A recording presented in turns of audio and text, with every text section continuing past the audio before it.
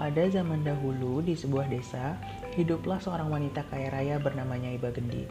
Ia memiliki harta yang melimpah berkat peninggalan dari almarhum suaminya.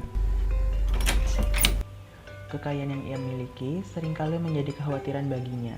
Ia takut hartanya akan habis dan akan jatuh miskin. Oleh karena ketakutan tersebut, Nyai Bagendit menjadi wanita yang sangat pelit. Padahal, ia adalah orang yang paling kaya di antara warga desa lainnya.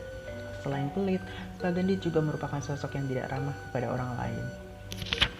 Nyai Bagendit meneruskan pekerjaan almarhum suaminya sebagai seorang rentenir. Ia meminjamkan uang kepada penduduk desa dengan bunga yang sangat tinggi. Banyak petani yang kesusahan untuk mengganti uang yang dipinjamnya kepada Nyai Bagendit. Sebagai gantinya, Nyai Bagendit menyita sawah milik penduduk desa dan mempekerjakan mereka secara cuma-cuma. Suatu hari, desa tersebut mengalami kekeringan. Hanya sumur milik Nyai Bagendit satu-satunya yang masih memiliki air. Di siang yang terik itu, ada seorang bayi yang kehausan. Biusi, pemilik bayi tersebut, pergi ke rumah Nyai Bagendit untuk meminta sedikit air.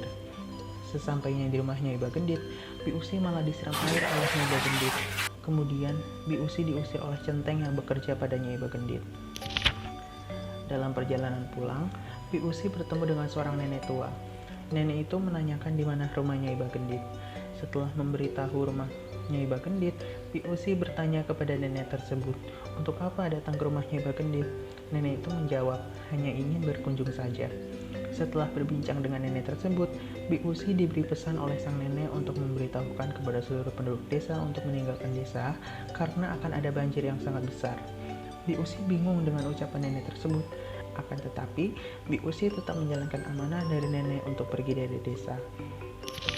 Setibanya di rumah Nyai Bagendit, sang nenek meminta segelas air karena haus setelah menempuh perjalanan jauh. Nyai Bagendit mendekati nenek tersebut, kemudian mendorong sambil mengusirnya. Sang nenek sangat kecewa dan sedih. Kemudian, ia mendirikan tokatnya di depan rumah Nyai Bagendit sambil berkata bahwa Nyai Bagendit akan menerima pelajaran dari sikapnya yang pelit tersebut.